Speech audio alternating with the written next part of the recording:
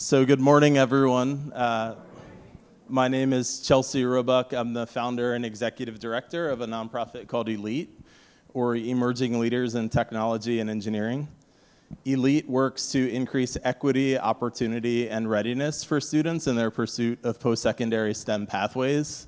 And I'm just truly honored to be up here this morning with three of our students, Adrian, Calli, and Vania. Do you all want to introduce yourselves? Yeah, so thank you for having me here today. My name is Adrian Rodriguez. I'm a senior at the A. Philip Randolph Campus High School. I'm interested in pursuing aerospace engineering, and I am a senior.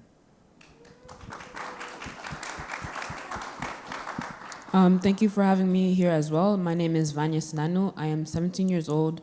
I am a senior at Truman High School in the Bronx, and I am interested in pursuing computer science, mechanical engineering, and business.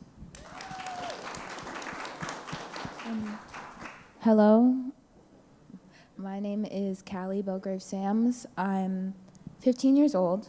I'm a sophomore at A. Philip Randolph Campus High School, and I am also a student here at Harlem School of the Arts. I'm interested in acting as well as computer engineering.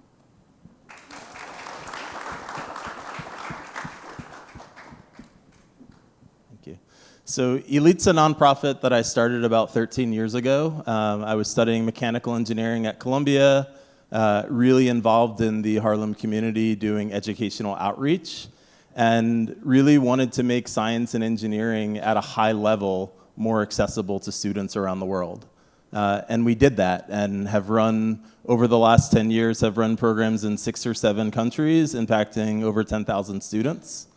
For the last 6 years, we've been working pretty intensely in Harlem through a program that was originally supported and seeded by Google to create the next generation of tech leaders.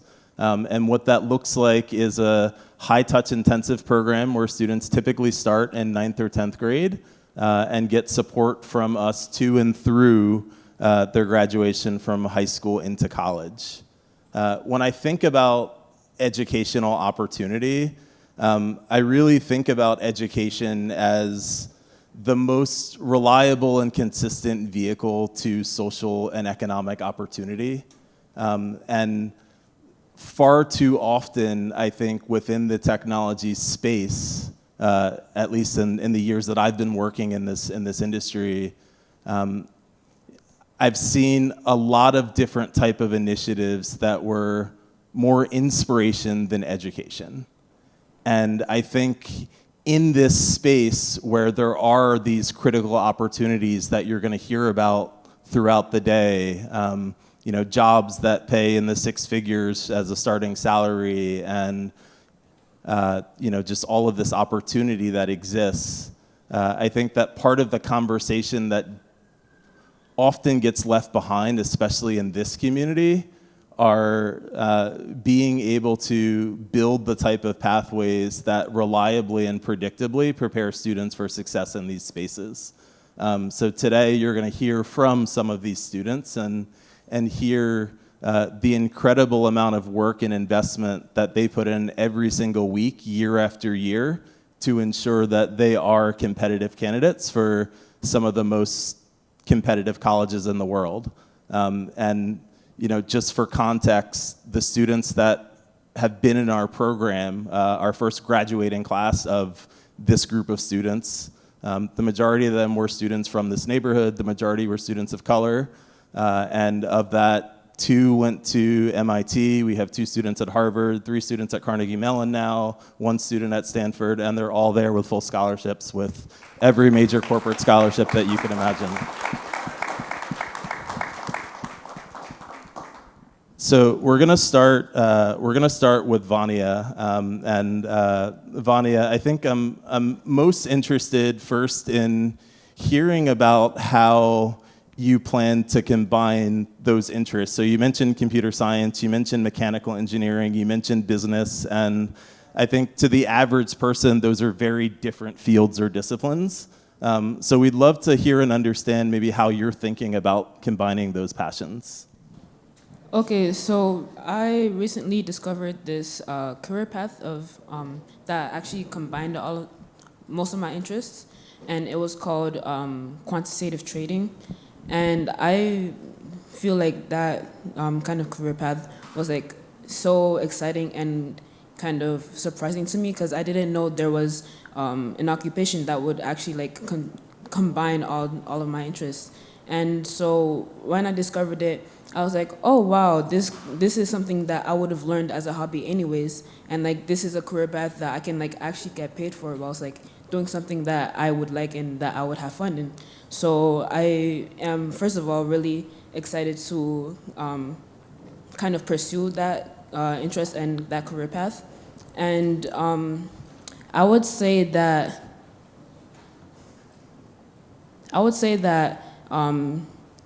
I'm able to combine my interests through like programs like Elites and other programs that I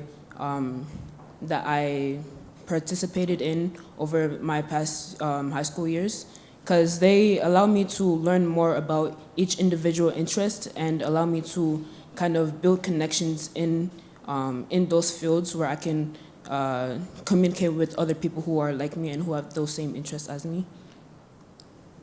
Awesome. Thank you, Vania. And Adrian, for your interest in aerospace engineering, what does aerospace have to do with technology, and how do you view technology as being a critical tool for your career visions for yourself? Yeah, so my interest in aerospace is deeply funded and my interest in technology. One of the things Elite taught me is how to see the technology that's all around us. Like right now, I just noticed that it's a microphone and it's technology. So even thinking about how the stuff around you works was really important. For aerospace, I know that there's a lot of things that go behind the scenes, and being able to learn about that and apply some of the topics that you're learning at Elite and other programs was really interesting and important to me. Awesome. Thank you, Adrian. And Calli, you have a deep interest in and passion for the arts. You've sort of been the lead in theatrical productions here, but also have invested deeply in your STEM education. Can you talk a little bit about how you hope to combine this passion for the arts with technology or STEM? I think that you can find art in anything, including STEM, and I believe that, like, as long as you invest enough time into it, I think that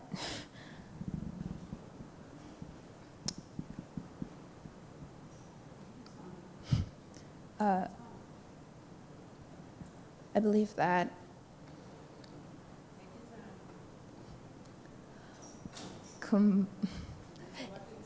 yeah,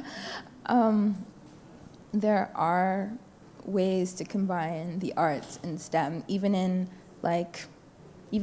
the movies you see in television. As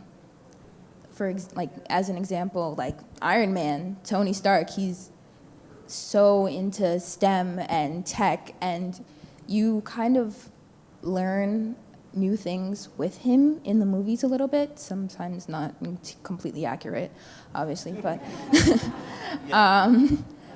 but you get to see what certain aspects of tech is like, and it's like, even in like if you go to a conference like this, it's like, wow, this is just like in the movies, and like how you can combine those two, like there's a little bit in each, like even in theater there's theater tech, and you have to have lighting and sound and all these different things to go into a production, and I think that's really cool.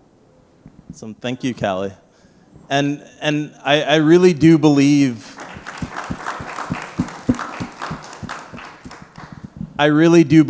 that technology is the undercurrent to any and all industries and jobs of the future. And so, one of the takeaways from today should be that tech education can be integrated into any and all disciplines, including the arts. And I think that these three students are showing you three different unique and creative ways that they've been able to apply this interest in technology to some of their other passions. Another theme that I heard from their first round of responses talked about the time and the investment in developing their skills.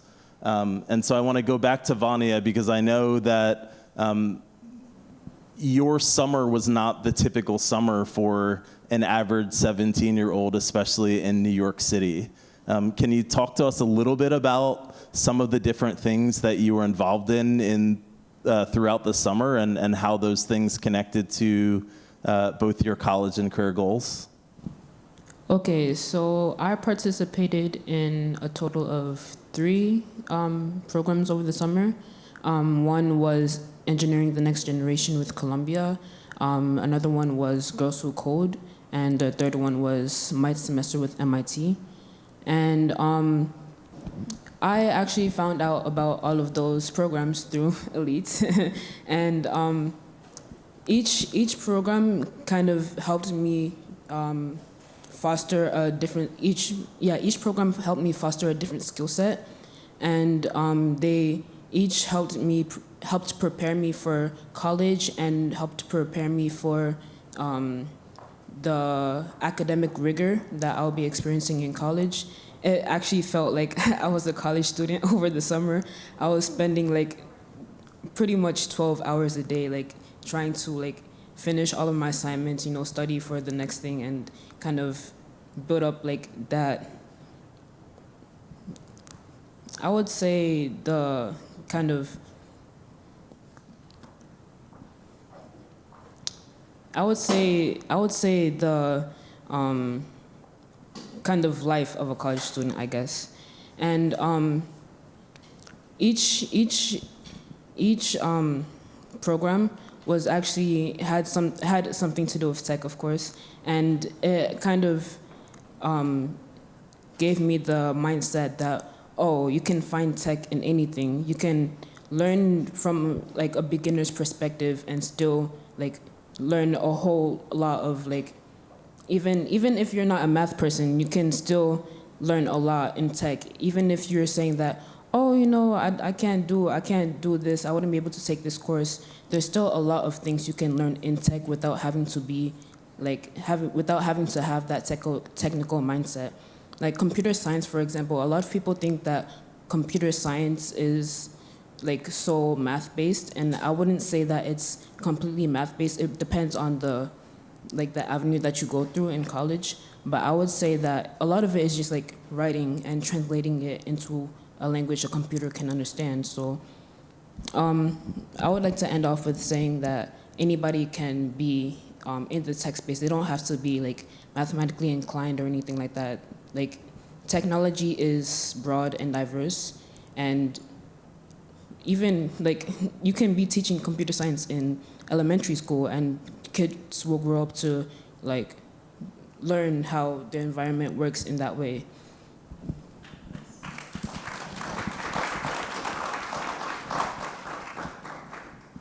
Adrian, I'd love to reflect on a little bit more on your traditional academic experience. So more specifically, like the types of things that show up on your transcripts. I know that your high school journey has been an interesting one, starting at one high school, moving to a second high school for your sophomore year.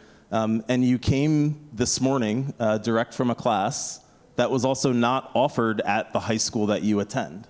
So I'd love to hear a little bit more about the journey to get access to the type of coursework that will best prepare you for your post-secondary goals. Yeah, so as Mr. Roebuck mentioned, I started off my freshman year at the Urban Assembly School for Design and Construction because I was really interested in being an architect. But I soon realized that I wasn't really interested in construction, so I came to the A. Philip Randolph Campus High School for their engineering degree or academy. And that's where I started taking the highest courses that are available or offered, because I really like to challenge myself, especially in school. I really enjoy learning, especially at a fast pace. So I take all the AP courses that are offered at my school. Last year I took AP Calculus, so since the next level at my school is not offered, we have a partnership with the High School for Science, Math, and Engineering, which is a few blocks away, where I can take AP Calculus BC as well.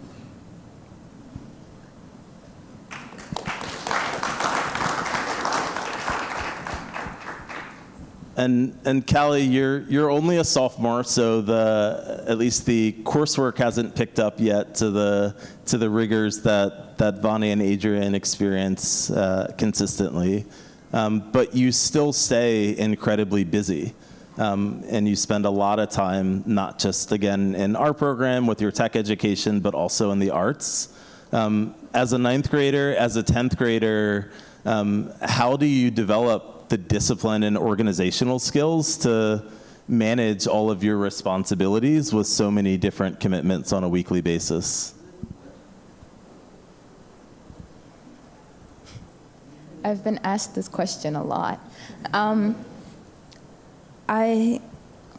It does take a lot of discipline, and I think there's a lot of time between,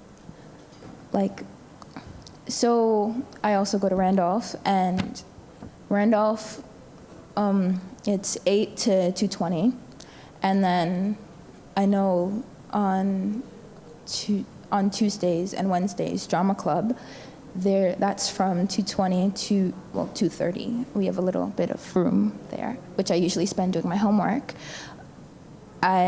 Between 2:20 to 3:30, I go do drama club, and then I come here to HSA, and a lot of the time my classes begin at 4 or 4:30, and we stay until 8, and then after that I go home. I have the privilege of living really close to here and my school, so it's very quick, it's 15 minutes commute time, which I'm very lucky to have. And so as soon as I get home, I get all my homework done, and I think it sounds like a lot, but when you're doing it, and if you stick to a schedule and you do it often and you get used to it, you get used to it, and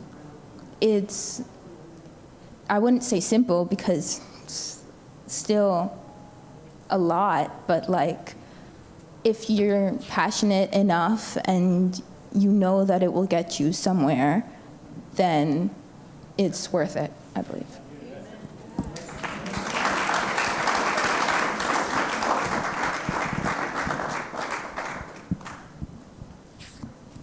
So all three of you attend New York City public schools, and actually 2 of you attend the same public school. In those programs, you're also, I think all 3 of you, in STEM or engineering academies or pathways, and so I appreciate that your experience may be different, at least at school, than the typical New York City education student. But I'm curious what you think schools could do better or differently to help support students in their pursuit of their academic or career goals. And Adrian can go first. So as a student at A. Philip Randolph, Calli, I think that all students should have access to a type of computer science and engineering course, no matter what school they go to. I think it's really important to gain exposure and to sort of take down the boundary that some students have, or misconception that just because it's a computer science course or it's an engineering course that is going to be super hard, or that they won't understand. I think that they need exposure to understand what it really is about, and That's why I pushed for my school to offer AP Computer Science, because I think that we needed a real view of what computer science really is instead of just like a quick overview and showing how this is simple, but it would be much more harder. I think that all students are capable of learning anything that they set their minds to.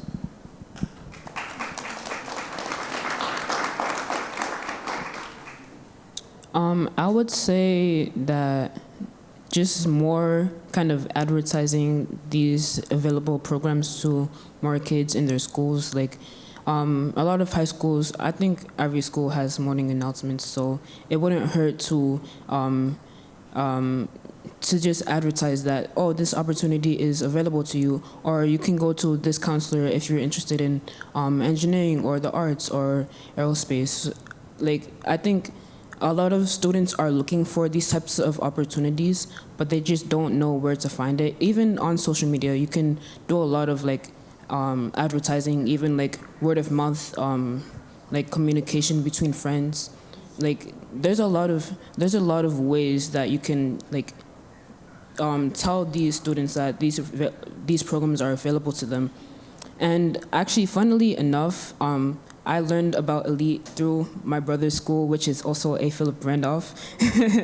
So I think more like widespread advertisement about these programs, especially because I live in the Bronx. I haven't really seen a lot of these types of programs. Most of them are in Manhattan. So I would say, like, since I'm also in the Bronx and I'm in this program, I could personally just be advertising these types of programs to other students, or programs like these can do more outreach and contact these school principals or like guidance counselors and be telling their students about like programs available to them.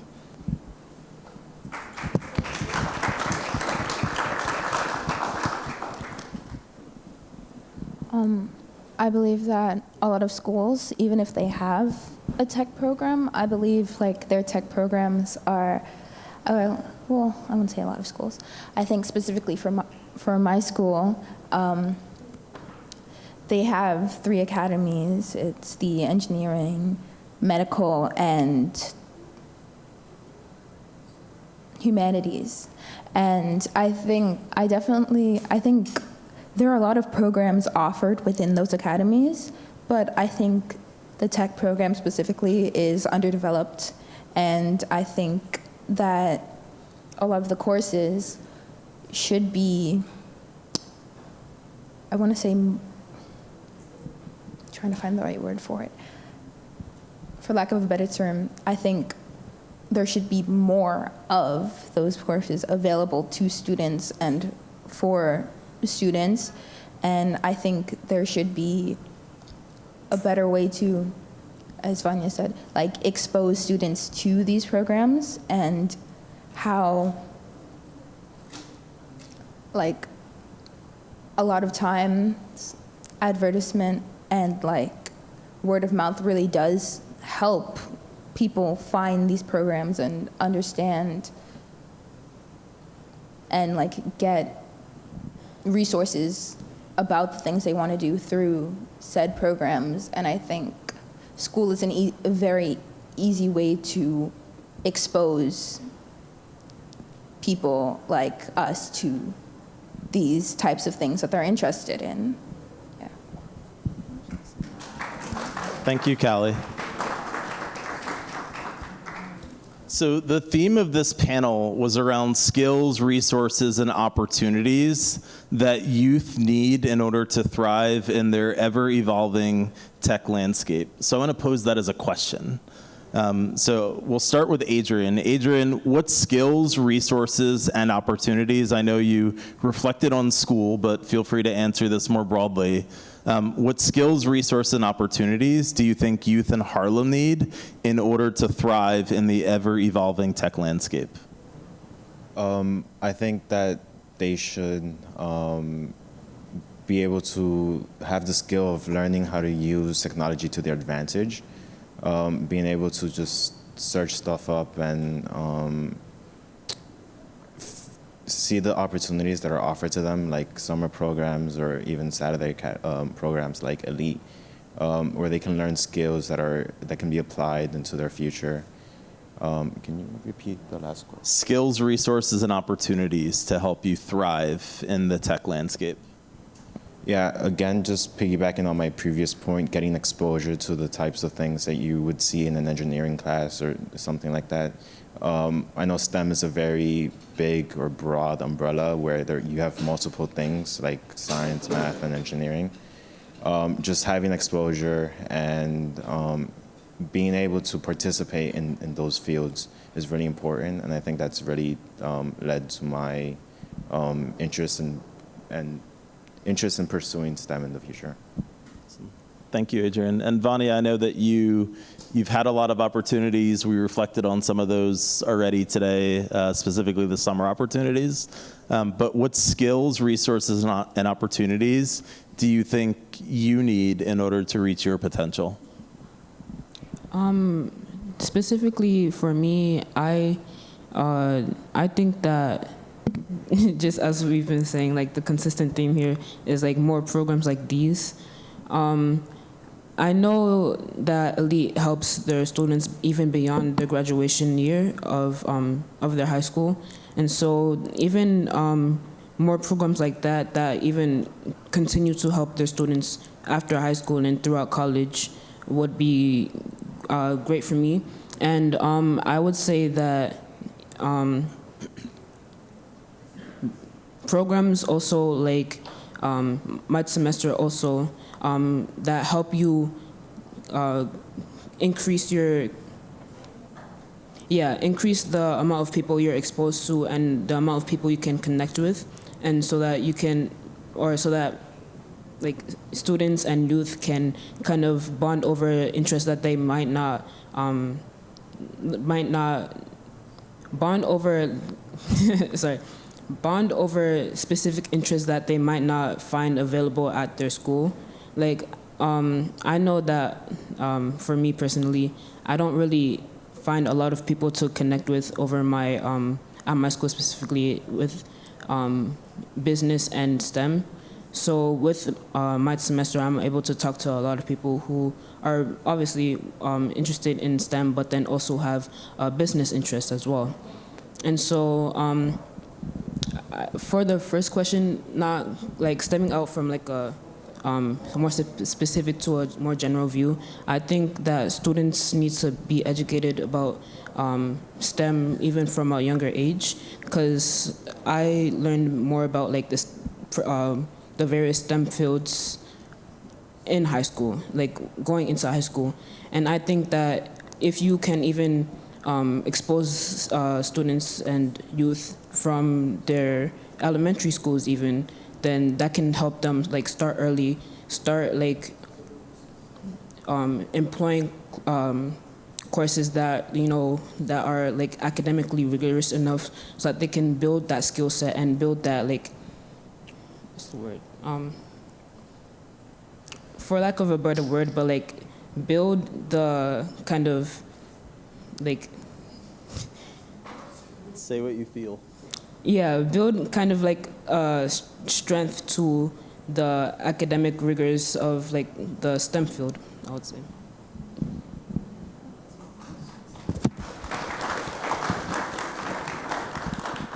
And Calli, what about you? Skills, resources, and opportunities that youth need to realize their potential? Well, I think, well, two things came to mind when hearing you. I think dedication, of course. I believe that you need to have a certain amount of discipline because this gets tiring. And I also think that youth like us need a lot of support when doing all of these things, because like even just now, like when you were talking to Vania, you said say what you feel, which helped her say what she felt and get the proper words out. And I think that's really important when when speaking to teenagers and young people, because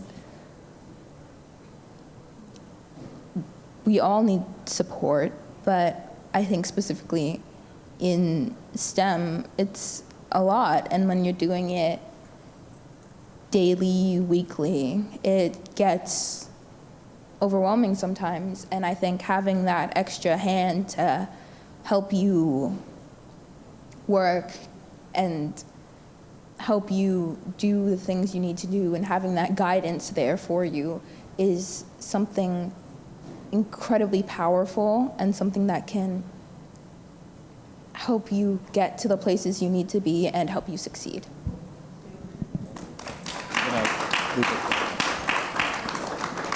I think, from all of those responses, the critical theme that I heard was community. Vania, you talked about the community of students that you've been able to develop with minority students from across the country at MIT's Minority Intro to Engineering and Science. And Calli, you talked about the deep support that you have in the communities that you engage with each week. Maybe as sort of the final reflection point, if each of you could comment just on what community means to you and how community helps to support you to realize your goals. So community is everything to me. I am a Dominican American who was born in Washington Heights. So I know, thank you. I know that I've always been surrounded by family and friends that are willing to support me, and adding on to what Calli said about support, I think it's really important for students who have the support from their guardians who maybe sometimes don't know about these programs. I was speaking to my cousin yesterday, and he said that he was using his iPad to learn about a coding app. It was like basic Scratch programming, but I was really happy about that because he's about 7 years old, but my uncle was able to go online and find ways to engage him. And it's not like it's like it was a boring app. It was something that was engaging to him. So being able to have communities and families that would support you in what you want to become is really important.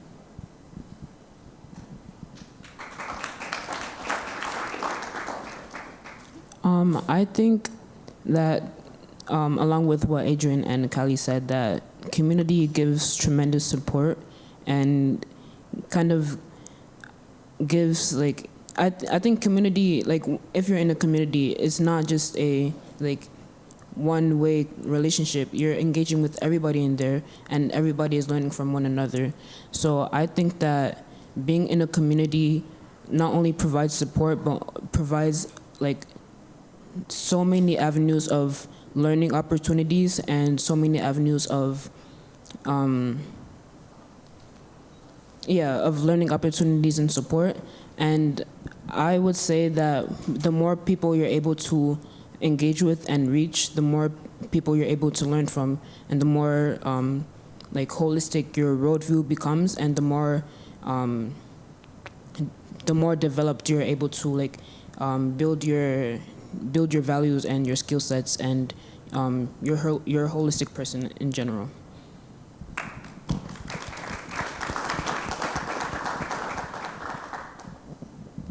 I think community is something that you have from a very young age, and I won't just say it's like a person or a group of peoples. I think it's something that you can build for a very long time, from birth till death. Community is something that's constantly surrounding you.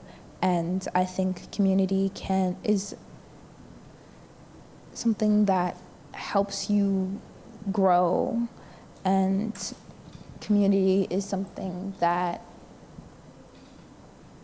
a group that will always look out for you and help you develop throughout your lifetime. People may come and leave, but the act of being in a community and being a part of a community is something very important, and not only to like a singular person, but to everyone, I think, yeah.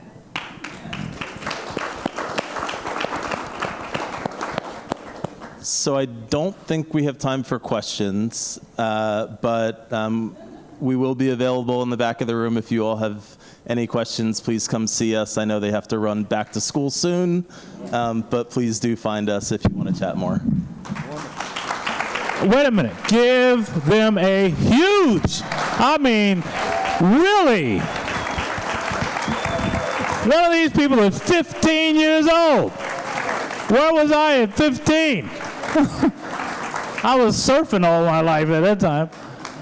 Amazing. You guys are absolutely amazing. I learned a lot just listening to you. Here's what I got out of it.